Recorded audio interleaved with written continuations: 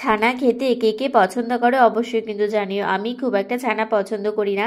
আমি ছানা বানাচ্ছি তার কারণ আমি ছানা দিয়ে আজ সন্দেশ বানাবো।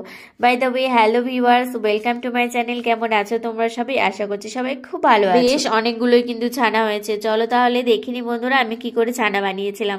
এখানে কিন্তু আমি গরুর দুধ নিয়েছি। আজ আমাদের বাড়িতে অনেক গরুর দুধ যোগান দিয়েছিল, আমি তাই ভাবলাম এত দুধ দিয়ে কি করব, তাই একটু ছানা বানিয়ে রাখি। এখানে আমি 2 কেজির মতো গরুর দুধ নিয়েছি। দুধ প্রথমে আমি ফুটিয়ে নেব। দুধ অনেকক্ষণ আগে বসিয়েছি, এবার কিন্তু দুধ আমার ফুটে গেছে।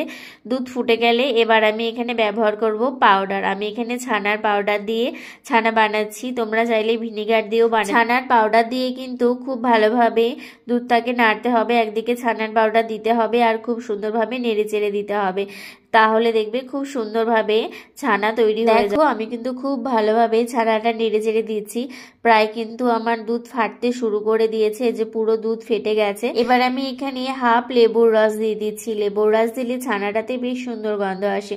তোমরা চাইলে নাও দিতে পারো, তোমরা চাইলে ভিনিগার দিয়েও ফাটাতে পারো বা শুধু পাউডার দিয়েও ফাটাতে পারো। দেখো আমার ছানা কিন্তু হয়ে গেছে। যারা ছানা খেতে ভালোবাসো তাদের নিশ্চয়ই ছানাটি দেখেই খেতে ইচ্ছে হয়ে গেছে। আমি কিন্তু এখন নামিয়ে নিচ্ছি। ভিডিওটি কেমন লাগলো অবশ্যই কিন্তু জানিও, আর যদি ভালো লেগে থাকে তাহলে চ্যানেলটি অবশ্যই সাবস্ক্রাইব করে পাশে থেকো।